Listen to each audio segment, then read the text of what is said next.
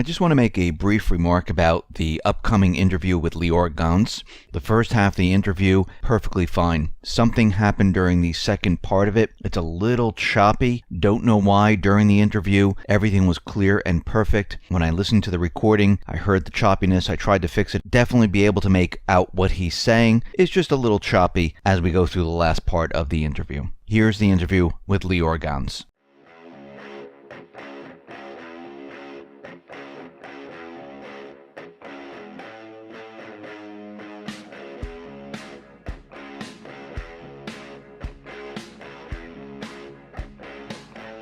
Hi, and welcome to the X22Report Spotlight. Today we have a returning guest, Lior Gantz.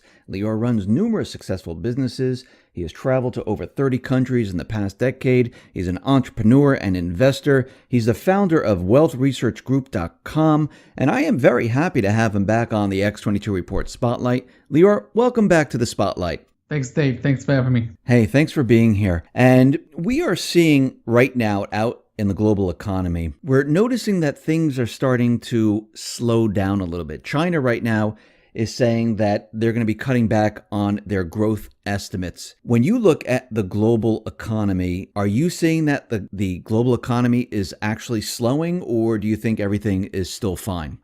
Global trade right now is peaked about a year and a half ago. And that's a very important, component. I call it peak globalization, because what's going on right now is that countries are becoming more nationalistic. They're putting more, protections on their borders, and tariffs. Importing and exporting is becoming harder. That's exactly what Trump is trying to do: keep the jobs home, not export the jobs out, and renegotiate all of these trading deals.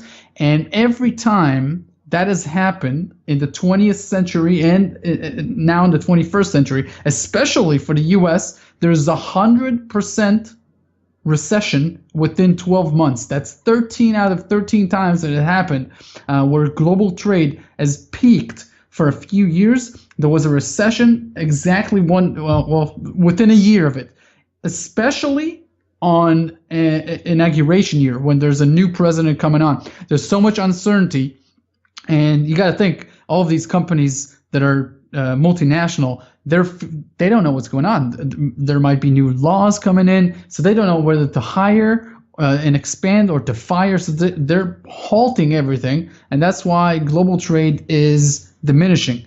And that's an important question, and I'm glad you asked it. Because the bottom line of this is that this is very deflationary for the entire global economy, which means you're going to see pockets of inflation on a national level.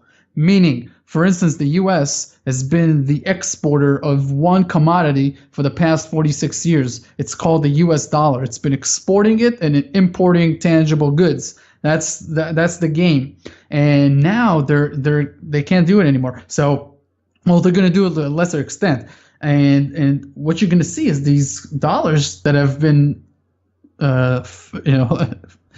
handled by foreign countries for 46 years. You're going to see them start flooding back into the United States banking system, and that's very inflationary. And you can't export them out again because the countries don't want them. They want to be more nationalistic. That's an important thing, and that might make inflation higher. Right now, inflation is at 2.5%, and the last 3 months it's gone up month over month at record pace.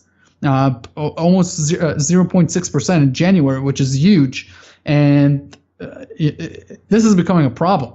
It's becoming a huge problem. You mentioned dollars coming back to the U.S. because of what is happening with the global economy. As these dollars come back to the U.S., are they going to be placed into the U.S. economy, where we're going to see more dollars in the economy? Is that what you're saying? Is that why we're going to see the devaluation? Actually, inflation is the devaluation of the dollar. Is that why we're going to see more inflation coming? First of all, China and Japan are both basically playing with the U.S. economy as much as they want because they're the largest creditors.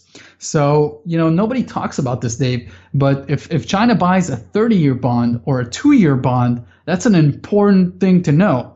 And they're dumping their long-term 30-year bonds. They're then switching to 2-year bonds. They're basically controlling the flows of money much more because they're telling the U.S. Government, look, we're willing to borrow for 2 years, to loan you money for 2 years now, not for 30. We're playing with you. The U.S. economy is becoming a slave to these creditors, especially to China and Japan, and they're starting to sell because they want to make their own currencies, especially China, make their currencies stabler, much more stable. That's why they're buying a lot of gold in China and in Russia. They're trying to ally and make their currencies more relevant for global trade than the U.S. dollar. Now, when those funds come to the U.S., they go into the commercial banks. When the commercial banks get them, you got to realize if the interest rates are low, the banks have no reason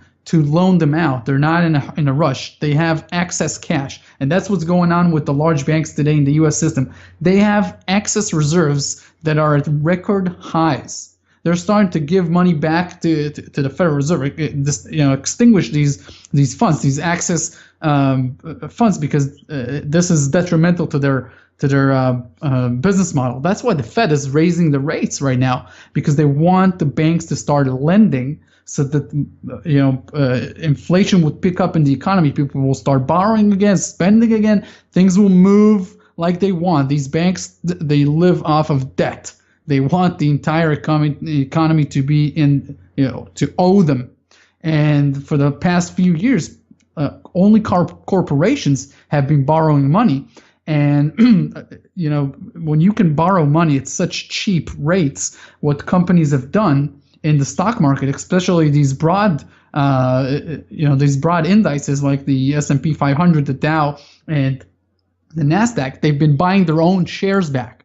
So when companies buy their own shares back, you see all of these great profits. But these are synthetic profits, right? Because these are not generated by actual companies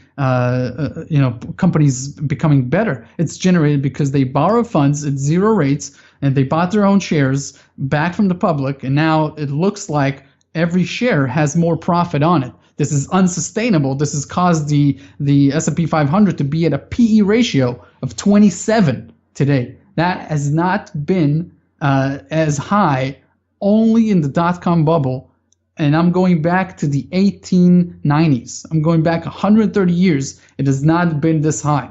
It would now take you 27 years if you want to buy the S&P 500 and make all of it a private company.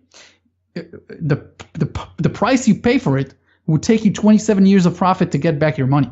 That's a very lousy investment. The broad stock markets are very, very expensive.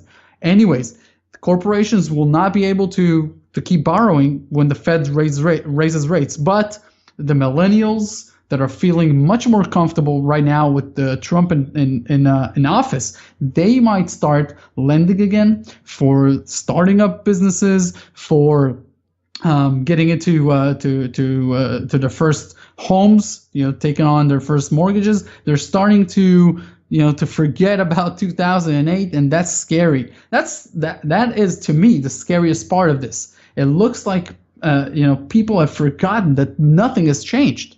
Nothing fundamentally has changed. If you listen to all of these congressional debates in 2008 and all of the things that they asked the banks to change, to simplify their models, to not have 3,000, 4,000 subsidiaries and LLCs and offshore accounts, nothing has been done. And so it's very scary to know that an entire generation is starting to forget about this, feel more comfortable, they're going to borrow again, and this all starts to feel very familiar at the worst time because for like 8 years, these people have been scared of the stock market, and they've not been suckered into it to play with companies that they know nothing about. And now it seems like they're feeling much more comfortable. It's a scary time. So you mentioned the stock market with individuals feeling hope. They're feeling, like things are getting better. And lately what we've been seeing is that companies, like you said, they're not buying as much of their own stock anymore. That's slowing up right now. We also see the smart money in the market. They are selling their shares and they're selling it to retailers. Is this a classic bubble type of situation? Do you see a classic bubble happening in the market? Not yet. And that's the scary part. There's so much cash sitting on the sidelines that has not participated in this rally that we had in the last 8 years. It's mostly been institutional money, and it's mostly been hedge funds. Here's the thing, Dave. In 1980, when the last bull market began, it took 2.5 weeks for the average American worker to accumulate a salary and buy a share of the Dow. Today, it takes 27 weeks. The stock market, which you and I and the labor, toil, sweat, honesty, efforts of genuine Americans make these companies that are the backbone of the United States economy much better. We can't participate. They can't participate. The average worker cannot participate in the stock market. It will take him 27 weeks to buy one share of the Dow at 20,000. And so the stock market is unattainable to the average worker. When he feels that the economy is getting better, he might be tempted to get in there. There's a ton of cash sitting on the sideline. Again, I tell you, and this is the second longest bull market in history. It's now, we're talking here, this is the 14th of March. This is 8 years to the day the market's bottom. So this is by far the second longest bull market in history, and we know the last one and how bad it ended at the dot-com bubble. So it's a very problematic time. But no, I don't think it's a bubble. You will be surprised what a bubble would look like. I hope we won't see it, but human nature is human nature, and don't be surprised to see everything moving up more and more and more without any regards to fundamentals. And there are no fundamentals anymore. And yeah, I do think the smart money is exiting, or at least getting very cautious and very selective in what they do, because they know that right now it's euphoria everywhere. The Dow has just collected its fastest 1,000 points in history. So the move from 19 to 20,000 was the fastest 1,000 move in history. Okay, oh, wow. It's a very euphoric time. Look, there's all kinds of stats that are insane since the elections. It looks like the cork that was stuck on this entire generation is now being unleashed. And by the way, that is very good for some investments like commodities, and that's why major banks have become bullish on zinc and cobalt and silver for the first time in a long time, in about 6 years. And if you're talking about the big miners like BHP, Bulletin, and Rio Tinto, they're profitable for the first time in 6 years. And their margins are better than Tiffany's and retailers that would love to be as profitable as these larger miners. So we're seeing a move into inflationary-based investments right now. And I think if you're smart, this can be a very good time. And by the way, I wrote a few special reports for your listeners in case they want to know more about investing in commodities. And they can go to wealthresearchgroup.com/2017 for my personal portfolio for this year, no holds barred. And they can also, if they want to allocate funds into safe havens and make sure that they're protected on the flip side, they can go to wealthresearchgroup.com/safe havens, and it's a very unique strategy on how to combine a few of the safe havens like gold, Bitcoin, a second passport, offshore real estate, and combine them into a very protective type of environment if that's what you're worried about. Lior, give me those links and I'll put them at the bottom of the video. So anyone who is trying to write them down and stuff like that, they'll be at the bottom of the video. So this way it's easy for you guys to just click on them and bring you right over to where you need to go.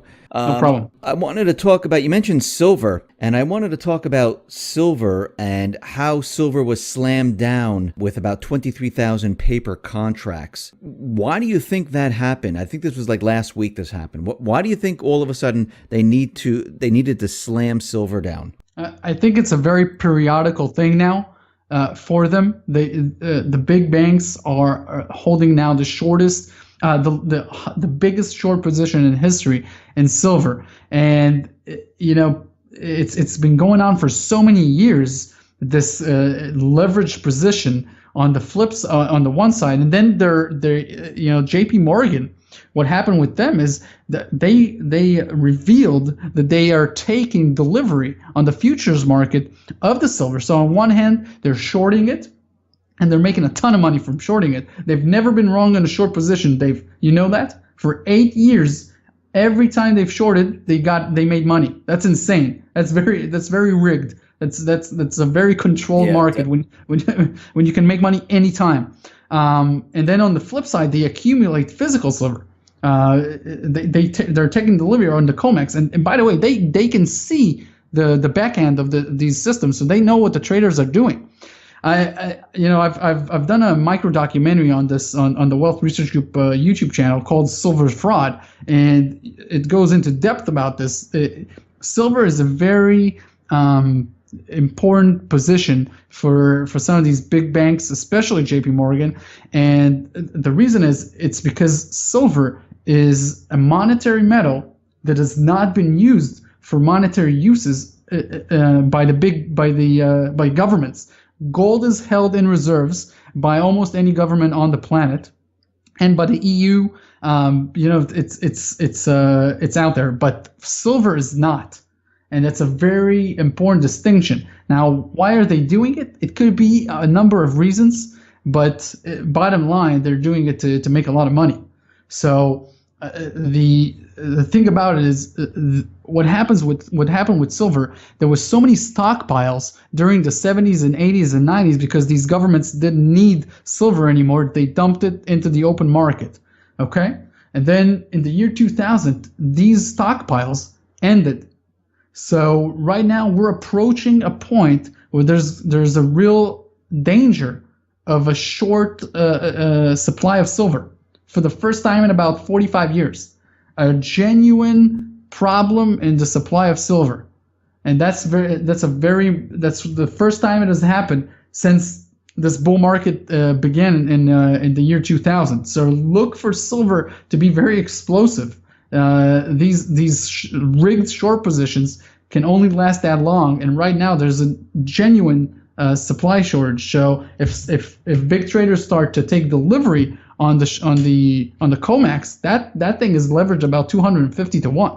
It's a huge problem. So when you say explosive, do you think silver is going to shoot up to like what? I mean, you're talking like, what is it, like 18, 19 right now? Where do you think it's going to go? Easily towards the $25, $29 per ounce in 2017. And by the way, if that happens, and it could happen, silver has made a move in February and January. It went up for 11 straight weeks. It hasn't done that since 2006. And in 2006, it went up 58%.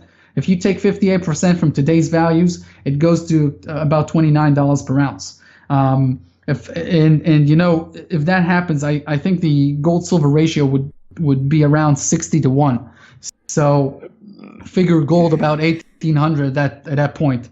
If that happens, it's a very very big if, but the explosiveness is there, and I think the most incredible way to play this, if you're really looking to make a lot of money, is the silver miners, because they've been very frugal, very, very conservative, and a lot of them have an all-in cost of about $5, $6, $10. So a move to $30 would make their bottom lines insane, especially when their biggest expense is oil, and oil has not been explosive at all. So and labor costs, which have not gone up for decades. So that's a very important distinction. We will on Wealth Research, we will profile 2 silver companies in the next 2 months that we've done a lot of research on, going back to 2016, and it's a major opportunity, no doubt. So what about Bitcoin? I mean, Bitcoin right now, we see that surging quite a bit. We know this is not regulated by the government as of yet. It's not regulated by the central bank as of yet. And we see that, people in China, here in the United States and around the world, people are purchasing Bitcoin. Why do you think everyone is moving towards Bitcoin right now? First of all, I want to tell you something. Bitcoin has started as somewhat of a fringe movement, and some people that accumulate gold have gone into Bitcoin, obviously because it's another form of protection. It's private, it's anonymous. It's got a lot of characteristics that make it a safe haven. It's obviously not tangible, which is a problem. It's dependent on the web, etc. We know the disadvantages of it, but what I think is important is it's going mainstream. What gold has not been able to do right up until now is going mainstream. There's only a 0.85% of the population, so less than 1% of the population own gold, and it's stupid. It's foolish. Obviously, everyone should own about 5 to 10% of their savings in gold at least. Why own? Why have everything you own in fiat currencies? It's not a smart move. But Bitcoin has gone mainstream. If you just Google Bitcoin, you'll see people that are cutting edge scientists and entrepreneurs, including Bill Gates, talking about Bitcoin being the future of financial technology. We all know the advantages personally, right, on an individual level, but to the global commerce, it's insane. It wipes out about $500 billion of notes that are counterfeited every year. You know that the United States, the CIA has to collect about $500 billion worth of counterfeit notes, just U.S. dollars yearly. It takes 3 to 4 days to get the money moved around the world. You got all these middlemen, and Bitcoin eliminates all that. So from a financial perspective, it's quite amazing. Now, the blockchain itself, that technology, is very important, especially for third world countries. Remember, these dictatorships, they seize land like every other day. Now, what they're doing in third world countries, they're using the blockchain. This is a blessed thing, Dave. They put their land, their title on the blockchain, and now you can never seize it from them. It's owned, it's there, you can never do anything about it. It's changing the way people live their lives from first world to second world to third world countries, and the future of it is very promising for all of these digital currencies. The thing about it, it's hard to pinpoint their intrinsic value, right? Because it's not like a metal. It doesn't take effort to mine it the same way a gold bar would take effort. You can calculate how much labor went into it.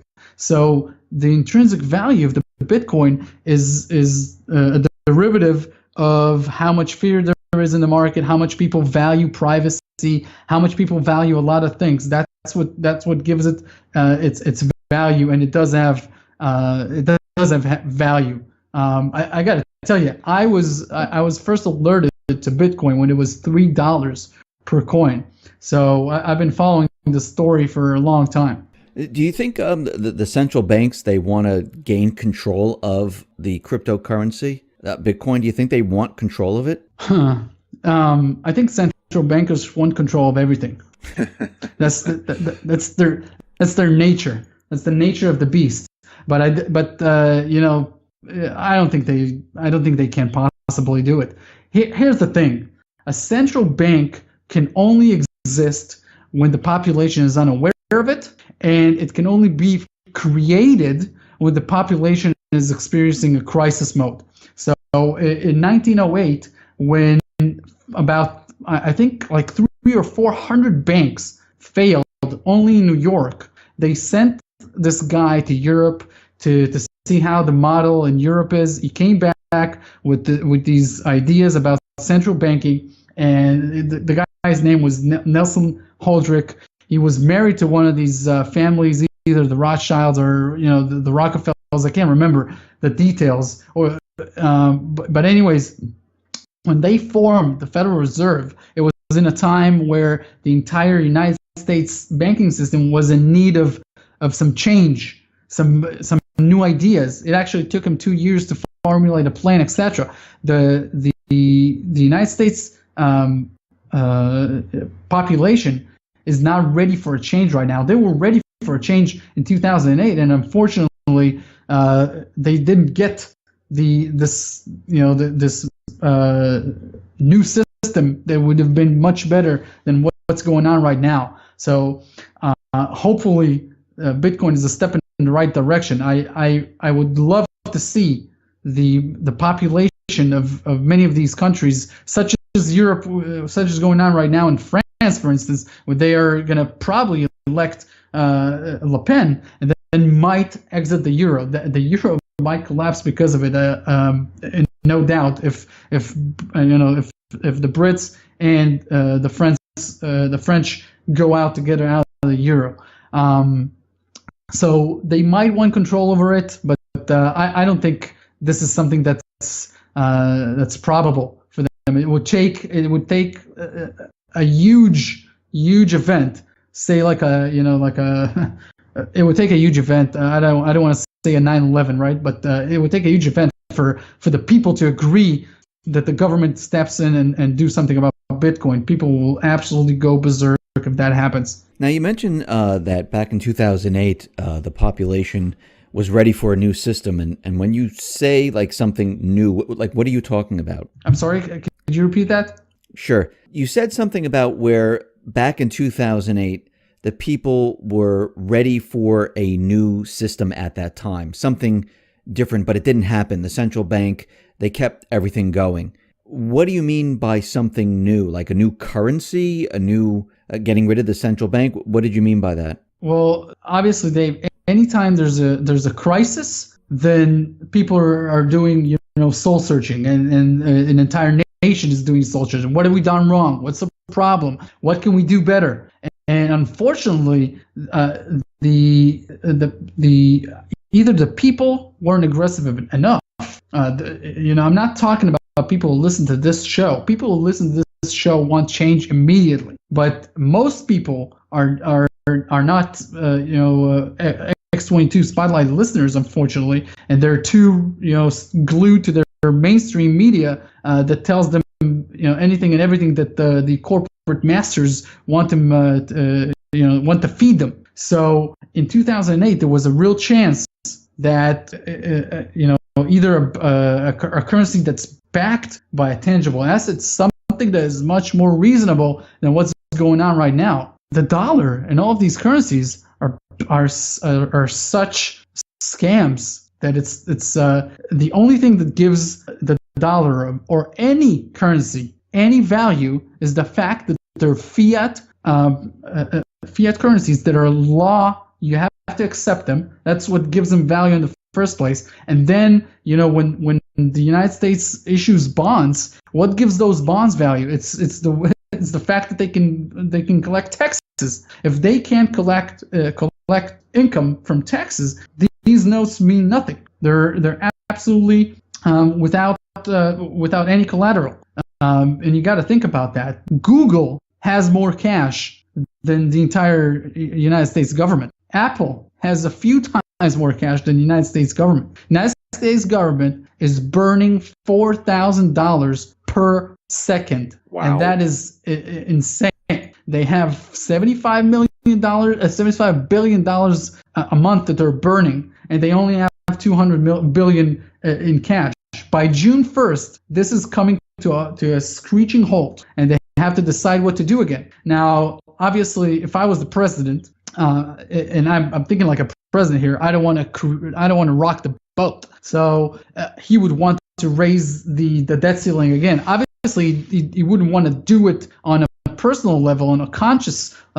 His conscience would fight him on this, but all of these creditors, the United States can't afford to renege on its obligations. So obviously they will use their magic wand of the Federal Reserve System, and they would keep. I think they would raise the debt ceiling again. But with Washington being so polarized, like it's never been before, and these establishment people from the right and the left, from the Democrats and Republicans, they hate Trump. They don't like this populist movement. I would bet you that they would use this crisis, squeeze everything out of that debt ceiling to try and even overthrow him. And if they can't do it because the public loves him too much and they feel too comfortable with him, they will do something to make him appear very, very irresponsible. And remember, this all comes due June 1st. June 1st, the United States government is basically out of money. So what you're saying here is that you think they're going to use this debt ceiling crisis to their advantage. That there is talk now, and I think Julian Assange came out and said there is a movement within a certain faction to actually try to force Trump out. And it's been noticeable. I mean, it's not like, oh, this is a surprise, but we can see that, there are some individuals calling for impeachment. There's other people saying that he's, working with Russia. And with his debt ceiling coming up, it looks like this might be a perfect opportunity to actually squeeze him, like you said. If they do raise the debt ceiling, doesn't this just kick the can down the street and makes everything a lot worse? Well, obviously, on a long-term basis, yes. On the short term, the market will rally because this means more inflation is coming, and the infrastructure plan is green light. Middle-class America will start spending more. You'll see all of these industrial metals like zinc and cobalt is a metal that goes into to the batteries of these electric cars that are going to rule the streets of the United States and Asia in about 20-30 years, and this is a big move. Zinc is going to be an important metal going forward.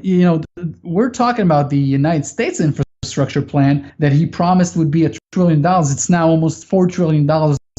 That's what they're debating. So just think of the level of infrastructure that the United States needs. They can't possibly do that while they want to cut taxes on the flip side. It's an impossibility. And so the market will start seeing that Trump is going forward with his plans, but it's not the way that he promised. It's not going to be all white roses. It's a problem. And what no one's talking about, Dave, is that in Asia, their infrastructure plan is $26 trillion to build these mega cities, these mega bridges, all of these train systems that are trying to connect. China is going to connect in the entire continent of Asia with a railway system. They're going to go until the stands, until Kazakhstan and all these countries. They're going to have a railway system going there. You got to realize there's 1.5 billion people there. They're building cities that are 50 million people, and the pollution there is insane. It's impossible. So they need to move to these electric cars as well. They need to build in a different way. It's urbanization at its most powerful stage. And if the debt ceiling rises, that will mean that the infrastructure plan is going ahead, and it will mean inflation. The Fed will probably raise rates to try to tame inflation. I don't know how successful that would be. I think it's impossible for one bank to stop a global inflation because it's not going to be just in the U.S. And so there's a lot of things coming down the pipe that are changing what we saw in the last 8 years. Lior, do you think I mean, let's say they do raise the debt ceiling and he does get the trillion or 3 trillion. I mean, does it really matter at this point? I mean, they're just going to keep borrowing. I mean, that's really what's going to happen. And the Fed starts to raise interest rates. Do you think the central bank, like you said, they're going to kind of lose control as we move forward? How is this all going to end, though? I mean, yes, the market will go up, but what about the real economy? What about, people who are, buying food, people who are out there, trying to make a living? If we see inflation, because we're seeing salaries they're declining right now. Will salaries move up? Will everything move up all at once? Well, salaries are a derivative of profits. When a business makes a profit, then it needs to compete for employees with other businesses, and so salaries rise, and people are valued more for their skills. So if businesses thrive in America, then yes. If businesses don't thrive, then no. Wages will not go up, saving rates will not go up, etc. So to answer your question, I think the lower part of the social economic class, the poor, will stay poor. They will not enjoy this move up. They can't. Basically, the middle class America will probably have a move into real estate again, because if you're 28 or 30 or 35 and you've got a stable job, you're starting to feel good about the economy, and they're telling you, look, this is what the bankers will do. Obviously, they will call these people and they will tell them, look, we're raising rates. Rates are going to rise. You either take your home now or you're going to pay much more in the future. What would you do? You have this dream of buying a house. Your wife is wanting you to buy the house. You want to move into a better neighborhood. You're now renting, right? People are going to get tempted to take real estate out again, take mortgages out again. It's a guarantee.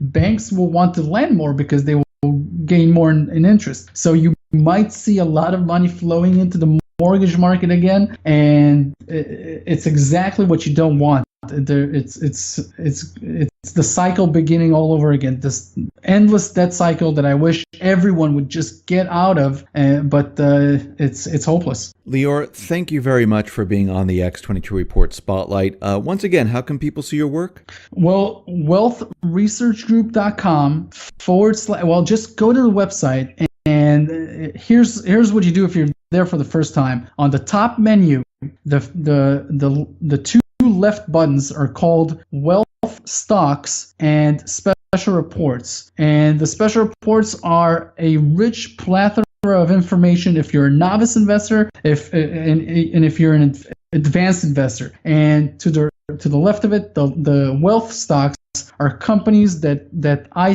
think will go up and be profitable and become one of your your dynasty, your legacy type companies that you can always trust will make more money because they got great management teams, and for a 20, 30, 40 year time frame, you will become richer and richer and wealthier by these companies that have historically gone up about 11-12% per year, and compare that to the S&P with about 7%.